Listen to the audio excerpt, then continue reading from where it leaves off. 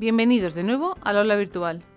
Vamos a finalizar en este segundo vídeo con el estudio de la Ley 41/2002, reguladora de la autonomía del paciente y de los derechos y obligaciones en materia de documentación clínica, viendo sus capítulos 5 sobre la historia clínica y 6 sobre el informe de alta y otra documentación clínica. Comenzamos pues viendo en el artículo 14 la definición de historia clínica, así como a quién corresponde su archivo. La historia clínica comprende el conjunto de los documentos relativos a los procesos asistenciales de cada paciente, con la identificación de los médicos y de los demás profesionales que han intervenido en ellos, con objeto de obtener la máxima integración posible de la documentación clínica de cada paciente. Cada centro archivará las historias clínicas de sus pacientes, cualquiera que sea el soporte, de manera que queden garantizadas su seguridad, su correcta conservación y la recuperación de la información.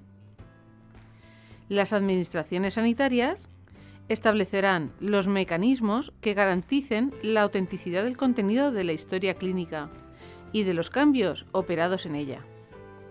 Y las comunidades autónomas aprobarán las disposiciones necesarias para que los centros sanitarios puedan adoptar las medidas técnicas y organizativas adecuadas. Así que respecto a su archivo y custodia, recordad que cada centro será responsable del archivo de las mismas, seguridad, conservación y recuperación. Las administraciones públicas establecerán los mecanismos para garantizar su autenticidad y la de sus cambios, por ejemplo, generando el soporte informático necesario. Y las comunidades autónomas aprobarán las disposiciones necesarias para llevar todo esto a cabo. A continuación, el artículo 15, muy importante y del cual os recomendamos recordéis el número, nos dice cuál será concretamente el contenido de la historia clínica. La historia clínica incorporará la información que se considere trascendental para el conocimiento veraz y actualizado del estado de salud del paciente. Y en el apartado 2, muy importante, pues ha sido bastante preguntado, la finalidad de la historia clínica. La historia clínica tendrá como fin principal facilitar la asistencia sanitaria, dejando constancia de todos aquellos datos que, bajo criterio médico, permitan el conocimiento veraz y actualizado del estado de salud. Y a continuación, su contenido mínimo, que os recomendamos memorizar tal cual. El contenido mínimo de la historia clínica será el siguiente: la documentación relativa a la hoja clínico-estadística, la autorización de ingreso, el informe de urgencia, la anamnesis y la exploración física, la evolución, las órdenes médicas, la hoja de interconsulta, los informes de exploraciones complementarias, el consentimiento informado, el informe de anestesia, el informe de quirófano o de registro del parto, el informe de anatomía patológica, la evolución y planificación de cuidados de enfermería, la aplicación terapéutica de enfermería, el gráfico de constantes y el informe clínico de alta. Cuando se trate del nacimiento, la historia clínica incorporará, además de la información a la que hace referencia este apartado, los resultados de las pruebas biométricas, médicas o analíticas que resulten, en su caso, necesarias para determinar el vínculo de filiación con la madre. Y en el apartado 5, añadido por la disposición final 13ª de la Ley Orgánica 8/2021 de Protección Integral a la Infancia y Adolescencia frente a la violencia, vemos que cuando la atención sanitaria prestada lo sea a consecuencia de violencia ejercida contra personas menores de edad, la historia clínica especificará esta circunstancia. Y a continuación, el artículo 16 recoge sus usos. Los profesionales asistenciales del centro que realizan el diagnóstico o el tratamiento del paciente tienen acceso a la historia clínica de este como instrumento fundamental para su adecuada asistencia. Cada centro establecerá los métodos que posibiliten en todo momento el acceso a la historia clínica de cada paciente por los profesionales que le asisten. Así pues, el uso más común de la historia clínica es como instrumento para la asistencia a los pacientes por parte de los profesionales que le asisten. Sin embargo, encontramos otros usos que se regulan en los siguientes apartados. En el 3, el acceso a la historia clínica con fines judiciales, epidemiológicos, de salud pública, de investigación o de docencia, se rige por lo dispuesto en la legislación vigente en materia de protección de datos personales y en la Ley 1486 General de Sanidad. El acceso a la historia clínica con estos fines obliga a preservar los datos de identificación personal del paciente, de manera que, como regla general, quede asegurado el anonimato. En el apartado 4, el acceso por motivos administrativos y de gestión. El personal de administración y gestión de los centros sanitarios solo puede acceder a los datos de la historia clínica relacionados con sus propias funciones. Y por último, en el apartado 5, por motivos de inspección o evaluación de la asistencia sanitaria. El personal sanitario debidamente acreditado que ejerza funciones de inspección, evaluación, acreditación y planificación tiene acceso a las historias clínicas en cumplimiento de sus funciones. En cualquier caso, importante recordar, pues también ha sido preguntado en alguna ocasión, el personal que accede a los datos de la historia clínica en el ejercicio de sus funciones queda sujeto al deber de secreto. Y las comunidades autónomas regularán el procedimiento para que quede constancia del acceso a la historia clínica y de su uso. Y continuamos viendo particularidades de la historia clínica. En el artículo 17, su conservación. Los centros sanitarios tienen la obligación de conservar la documentación clínica en condiciones que garanticen su correcto mantenimiento y seguridad, aunque no necesariamente en el soporte original, para la debida asistencia al paciente durante el tiempo adecuado a cada caso y como mínimo 5 años contados desde la fecha del alta de cada proceso asistencial. Importantísimo que recordéis que son 5 años desde la fecha del alta, los que deberá conservarse como mínimo la documentación clínica, así como que esta obligación pertenece a los centros sanitarios, pues ha sido muy preguntado. En el apartado 2, la documentación clínica también se conservará a efectos judiciales. Se conservará, asimismo, cuando existan razones epidemiológicas, de investigación o de organización y funcionamiento del Sistema Nacional de Salud. Y a continuación, se recogen otros aspectos respecto a la historia clínica importantes de recordar. En el apartado 3, que los profesionales sanitarios tienen el deber de cooperar en la creación y el mantenimiento de una documentación clínica ordenada y secuencial del proceso asistencial de los pacientes.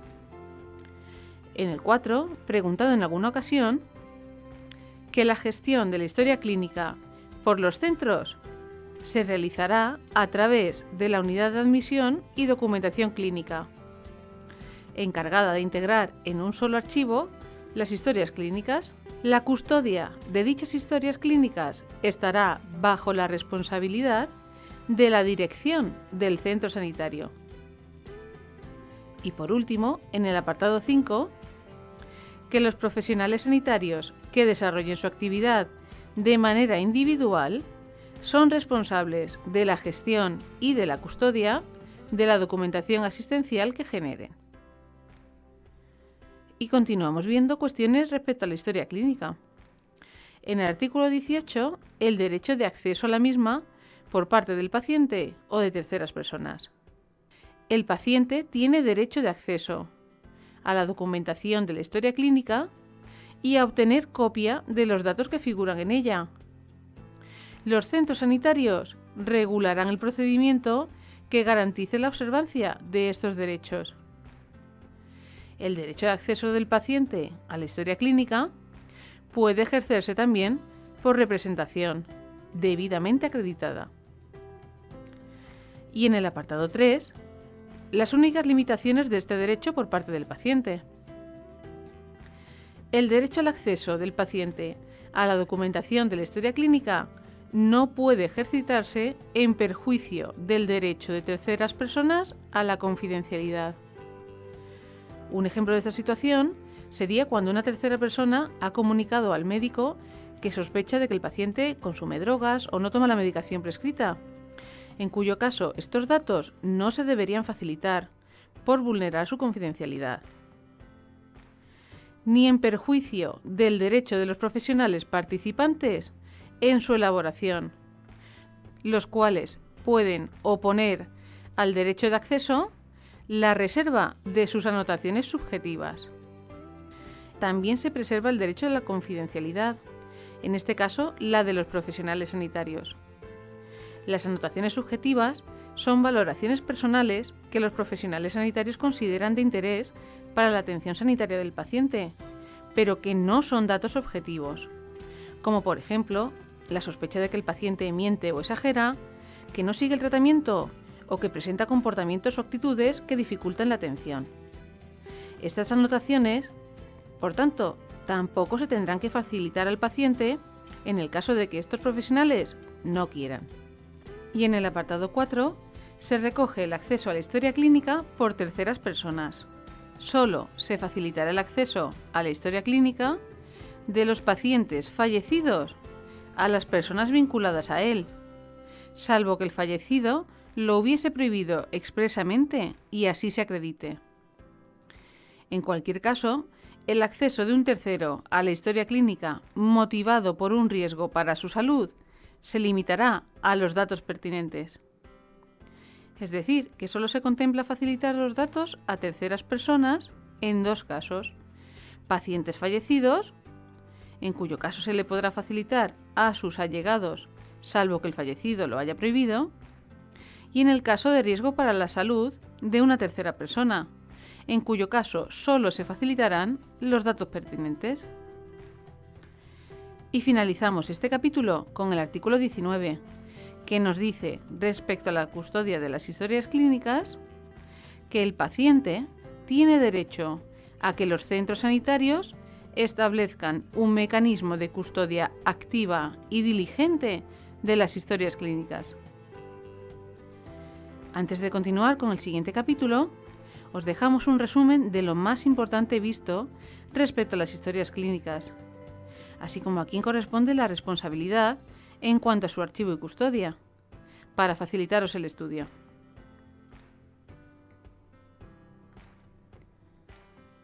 Y ahora sí, pasamos a ver el último capítulo de esta ley, el 6, que recoge el informe de alta y algún aspecto más sobre la documentación clínica. Así, el artículo 20 nos dice que todo paciente, familiar o persona vinculada a él, en su caso, tendrá el derecho a recibir del centro o servicio sanitario, una vez finalizado el proceso asistencial, un informe de alta con los contenidos mínimos que se determinan en el artículo 3. Que os recuerdo, vimos que eran un resumen de su historial clínico, la actividad asistencial prestada, el diagnóstico y las recomendaciones terapéuticas. Y el siguiente artículo, el 21, recoge sobre el alta del paciente, en el caso de no aceptar el tratamiento, dos opciones. En caso de no aceptar el tratamiento prescrito, se propondrá al paciente o usuario la firma del alta voluntaria. Si no la firmara, la dirección del centro sanitario, a propuesta del médico responsable, podrá disponer el alta forzosa. El hecho de no aceptar el tratamiento prescrito no dará lugar a la alta forzosa cuando existan tratamientos alternativos, aunque tengan carácter paliativo, siempre que los preste el centro sanitario y el paciente acepte recibirlos. Y por último, si tampoco aceptase el alta forzosa, en el apartado 2, en el caso de que el paciente no acepte el alta, la dirección del centro oirá al paciente y si persiste en su negativa, lo pondrá en conocimiento del juez para que confirme o revoque la decisión. Y finaliza este capítulo con 2 aspectos más. En el artículo 22, la emisión de certificados médicos, de la cual nos dice que todo paciente o usuario tiene derecho a que se le faciliten los certificados acreditativos de su estado de salud. Estos serán gratuitos cuando así lo establezca una disposición legal o reglamentaria. Es decir, que generalmente no lo son. Y finalmente, el artículo 23 recoge otra obligación de los profesionales sanitarios. Los profesionales sanitarios tienen el deber de cumplimentar los protocolos, registros, informes, estadísticas y demás documentación asistencial o administrativa que guarden relación con los procesos clínicos en los que intervienen. Y antes de finalizar con este vídeo, reseñaros algunas disposiciones de interés. En la disposición adicional primera, el carácter de legislación básica que ya comentamos al principio de esta ley. Esta ley tiene la condición de básica, de conformidad con lo establecido en el artículo 149, 1 primero y 16 de la Constitución. En la disposición adicional tercera, el mandato para la creación de la actual historia clínica digital del Sistema Nacional de Salud. El Ministerio de Sanidad, con la colaboración de las comunidades autónomas competentes en esta materia, promoverá la implantación de un sistema de compatibilidad que, atendida la diversidad de sistemas y tipos de historias clínicas, posibilite su uso por los centros asistenciales de España que atiendan a un mismo paciente. En la disposición adicional cuarta, la cobertura de las necesidades específicas para pacientes con discapacidad, en lo que respecta al ámbito de actuación de esta ley. El Estado y las comunidades autónomas dictarán las disposiciones precisas para garantizar a los pacientes o usuarios con necesidades especiales asociadas a la discapacidad los derechos en materia de autonomía, información y documentación clínica regulados en esta ley. Y por último, en la disposición adicional sexta sobre el régimen sancionador, que las infracciones de lo dispuesto por la presente ley quedan sometidas al régimen sancionador previsto en la Ley 1486, General de Sanidad. Y con esto finalizamos este vídeo y el estudio de la Ley 41/2002, reguladora de la autonomía del paciente y de derechos y obligaciones en materia de información y documentación. Os reseñamos, como siempre, los aspectos más importantes vistos, que son el contenido mínimo de la historia clínica, sus usos y conservación, el derecho de acceso a la historia clínica y el informe de alta, así como la alta voluntaria y forzosa. Nos vemos en el próximo vídeo.